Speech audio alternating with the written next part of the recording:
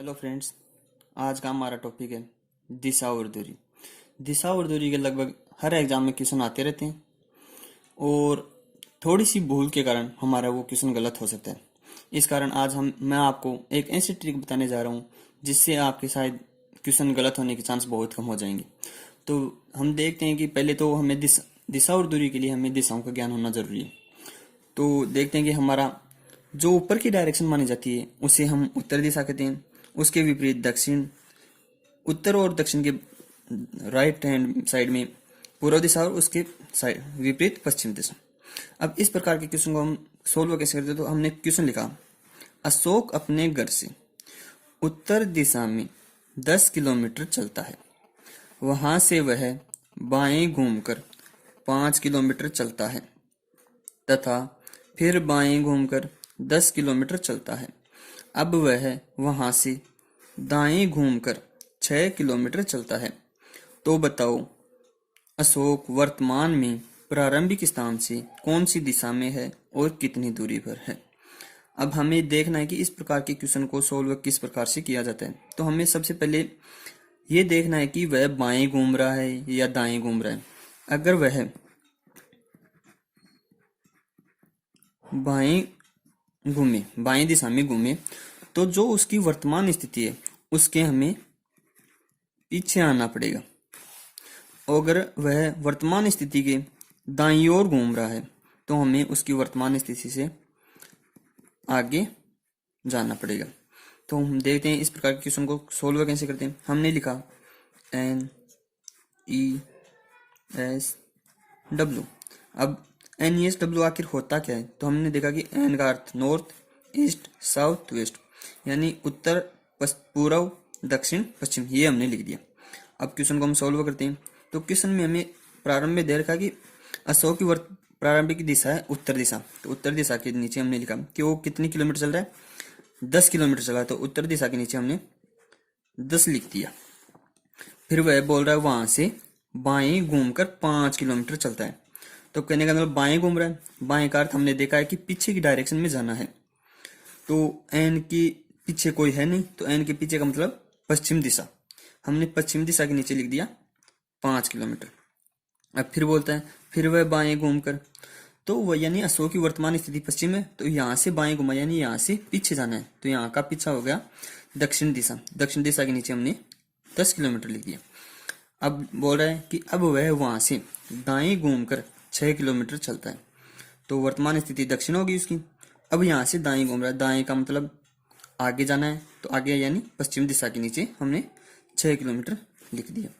अब आगे पूछ रहा है कि वर्तमान स्थिति प्रारंभिक कितनी दिशा, कौन सी दिशा है और कितनी दूरी पर है। तो इसको सोल्व करते हैं किस प्रकार से। जो विपरीत दिशाएं हैं, यानी कहने मतलब नॉर्थ की विपरीत दिशा, तो नॉर्थ की विपरीत दिशा दक्षिण, पूर्व की विपरीत दिशा पश्चिम। तो यानी जो विपरीत दिशाएं होंगी उनको आपस में गठा देंगे।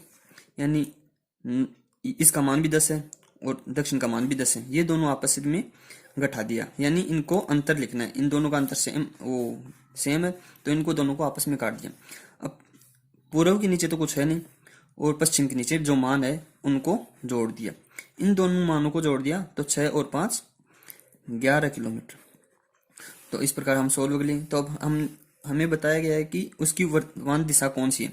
तो जिस दिशा के नीचे मान आया है, यानी जिस दिशा के नीचे मान आया है वह तो उसकी दिशा हो जाएगी, और जितना मान आया है वह उसकी दूरी हो जाएगी। यानी उसकी दूरी तो हो गई 11 किलोमीटर और दिशा हो गई पश्चिम। इस प्रकार से हम इन क्वेश्चनों को सॉल्व कर सकते हैं। तो हेलो फ्रेंड्स, इस प्रकार के क्वेश्चन को और जानकारी के लिए मेरे चैनल को लाइक करें, सब्सक्राइब करें और शेयर करें, और अपने दोस्तों को भी शेयर करें जिससे वो भी इस प्रकार की ट्रिक का लाभ उठा सकें। अब देखते हैं हम दूसरे प्रकार का क्वेश्चन किस प्रकार से करते हैं। कि इस प्रकार का क्वेश्चन आया तो कैसे सोल्व करें।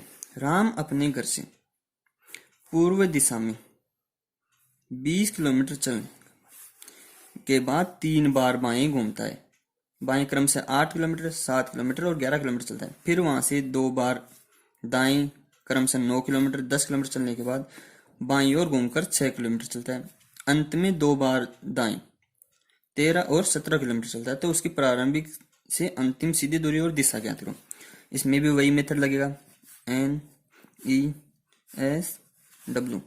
बाएं बोले तो पीछे आना है, दाएं बोले तो आगे जाना है। तो राम की प्रारंभिक दिशा कौन सी है? पूर्व। और कितनी दिशा चल रहा है, कितनी दूरी चल रहा है? 20 किलोमीटर। तो पूर्व के नीचे हमने 20 लिख दिया। फिर वह बोलता है कि 20 किलोमीटर चलने के बाद 3 बार बाएं, बाएं का मतलब पीछे, और 3 बार चल रहा है। तो पहली बार तो 8 किलोमीटर, यानी बाएं का मतलब पीछे, तो 8 किलोमीटर ले दिया। फिर वापस बाएं घूम रहा है, यानी अब इसका बायां, यानी पश्चिम के नीचे आ गए 7 किलोमीटर। अब इसका बायां 11 किलोमीटर, ये आ गए। अब हम यहाँ तक पहुंच गए, यानी एस के नीचे पहुंच गए। अब बोल रहा है फिर वहां से 2 बार दाएं, यानी अब यहाँ से आगे की डायरेक्शन में जाना है। तो 2 बार दाएं, तो यहाँ से 2 बार दाएं में पहली बार कितने चल रहा है? 9 किलोमीटर। अब पश्चिम के नीचे आ गए। अब फिर से एक बार दाएं और घूम रहा है, यानी इससे आगे नॉर्थ, यानी 10 किलोमीटर चल रहा है। चलने के बाद वह बाएं और घूमकर 6 किलोमीटर चलता है। अब दाएं यहां से फिर बायां वापस, तो यानी पश्चिम के नीचे 6 किलोमीटर आ गया। अंत में पीछे की ओर जाना है, तो पीछे आ गया हमारा पश्चिम दिशा। यहाँ पे हमने 6 किलोमीटर लिख दिया।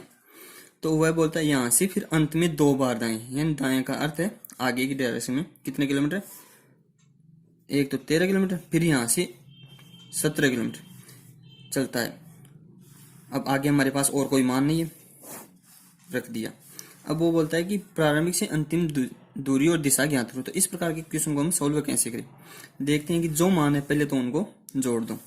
तो 8, 10, 18 और 13, 18 और 13 31, इसका मान तो 31 आ गया। और वो पूर्व के नीचे का मान 20 और 17 37 हो गया।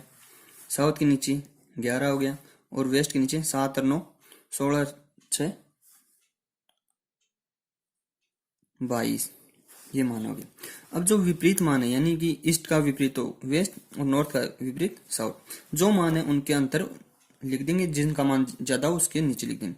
तो 11 में से 11 और 31 का अंतर कितना है? इन दोनों का मान का अंतर 20 है। और किसका मान ज्यादा है? नॉर्थ का मान ज्यादा है, तो इनको 20 लिख दिया नॉर्थ के नीचे।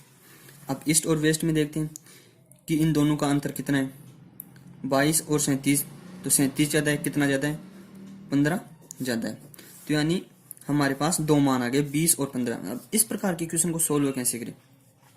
अगर इस प्रकार से हमारे पास मान आ जाए, तो हमें सबसे पहले जो मान आया है उन दोनों मानों का वर्ग करना है।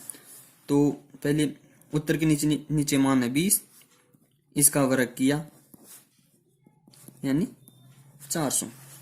फिर पूर्व के नीचे मान है 15, 15 का वर्ग किया 225, ये मान आ गया। अब जो मान आया वर्ग करने के बाद उन दोनों मानों को जोड़ देंगे। जैसे पहला मान 400 आया, दूसरा मान 225, जो मान आया उनको जोड़ दिया, इनका मान हो गया 625। अब जो मान आया उनका अंडर रूट कर दिया, यानी 625 का अंडर रूट किया तो हमारे पास मान आया 25। तो इस प्रकार उसकी सीधी दूरी तो हो गई 25 किलोमीटर, और उसकी दिशा हो गई, भाई कौन कौन सी 2 दिशाओं के नीचे मान आया? उत्तर और पूर्व, तो उसकी दिशा हो गई उत्तर पूर्व। धन्यवाद। और इस प्रकार के हमारे चैनल को सब्सक्राइब करें। इस प्रकार के और भी क्वेश्चन, यदि कोई भी प्रॉब्लम हो तो हमें कॉल करें, और चैनल को सब्सक्राइब करें, शेयर करें और अपने दोस्तों को भी दिखाएं, जिससे वो भी इसका लाभ उठा सकें। धन्यवाद।